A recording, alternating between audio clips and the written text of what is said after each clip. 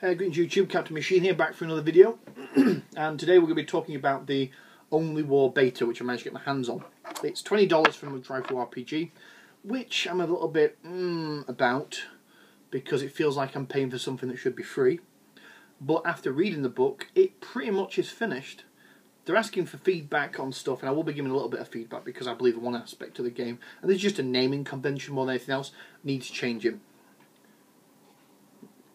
But apart from that, it seems to work pretty well, and they've even included the vehicle rules, which traditionally in the 140,000 RPGs up to date have been supplemental rules in supplemental books which you've had to buy extra to get those rules.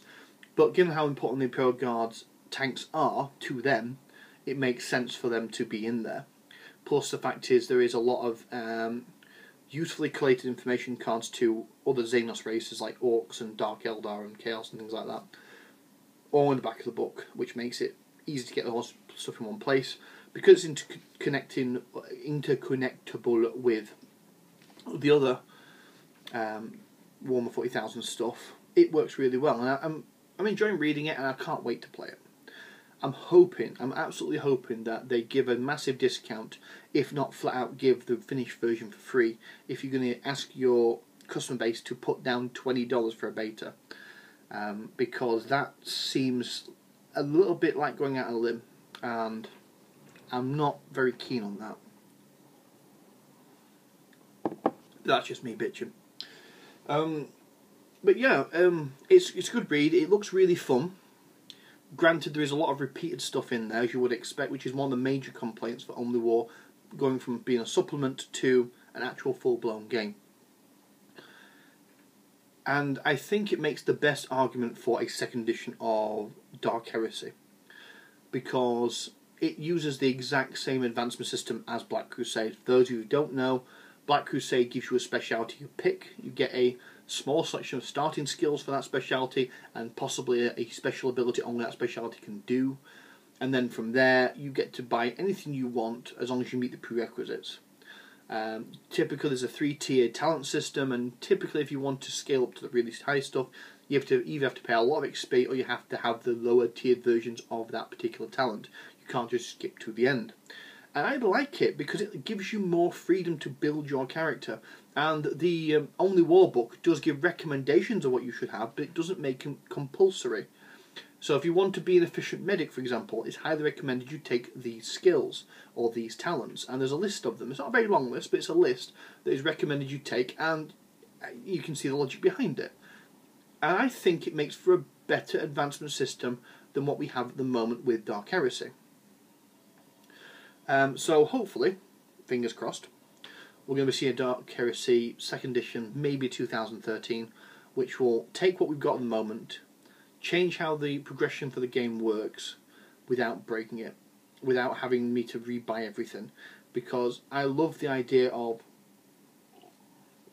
the open system of advancing any way you want to, with the speciality rules incorporated, and I really think you could easily work that into Dark Heresy, and then by extension apply it to all the other games as well, like Road Trader.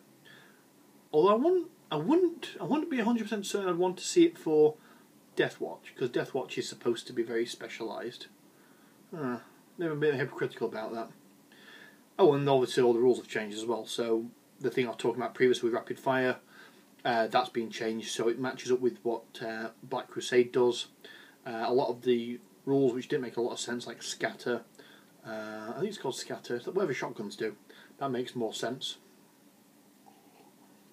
So yeah, I'm really happy with it. Reading through it, can't wait to play it. And I had this really weird idea for a mini game or a mini campaign, because reading through the back of the vehicle section, and the first thing you come across is a Lima Rust battle tank, and it not only gives you all the stats for the Lima Rust battle tank, like how much damage its weapons does, what sponsors it can have, what armour it's got, how many hull points it's got, but it also tells you how many crew are required to pilot it. And it's around, I think it's like 1, 2, 3, 4. There's 5 people required to pilot a fully armed Lima Rust battle tank. That's about the size of a group. Easily the size of a group. You could take some of the sponsors out and it drops down to say 3, and then you could put maybe a tech priest in there as well, make it 4 if you've got a 4-player game. And I like the idea of a oh, what's it called? What's the name of that movie? Oh, the World War II movie where people go off and try and find treasure. Kelly's Heroes, I think it's called. Of these heroes that out on a limb, they're not part of this massive formation. They're out on their own doing various different things, and they've got a tank, and they have to look after it, and it's their main means of fighting things and getting things sorted out. But occasionally they have to get out the tank because the tank can't fit down holes and go into tombs and all the rest of it. And I like the idea behind it.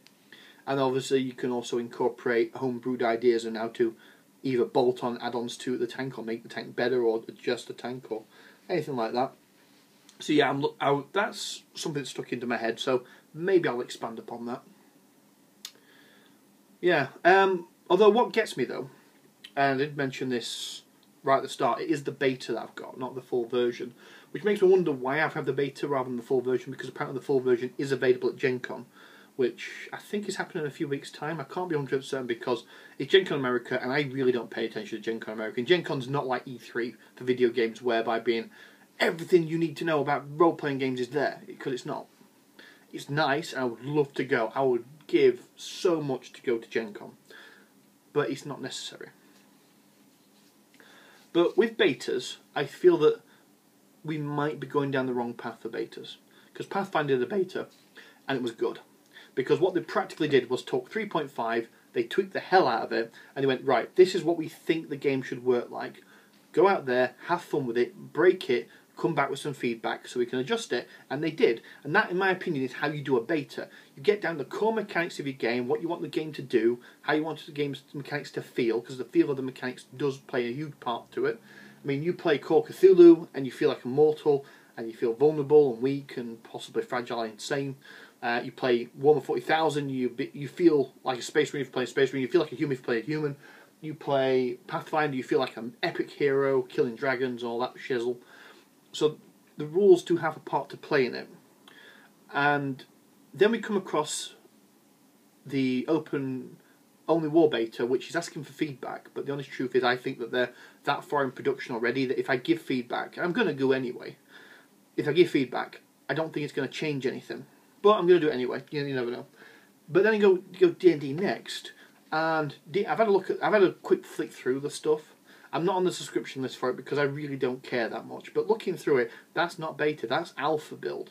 That is like we've got the utter core mechanics down, and we want you to help us write everything else. It's like, no, that's not how you do a beta. How you do a beta is you write your rules. You write everything or most of everything. And you give it to your players and you say, right, take this, have fun with it, play it, pass the word on, get everyone excited about it, feedback to us what you find, break the system, do the rules not work properly, are there loopholes, please tell us about it, so we can change the final product. That's what a beta is. D&D Next isn't doing that. And I suspect that Only War isn't doing that either. And I feel that I've been asked to pay for a beta would normally get me to turn away. And it's only because I'm all over the 40k universe that I let this one slide. But am I the cause of the problem? When another company comes out in the future and wants $10, $20 for their beta, am I the problem? Because I put money down initially and I said, look, I would like to support this. I don't know, maybe it's a Kickstarter mentality. But either way,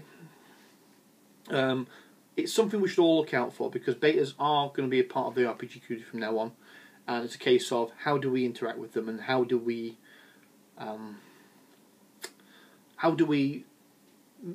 police it ourselves as consumers to make sure that no one abuses it.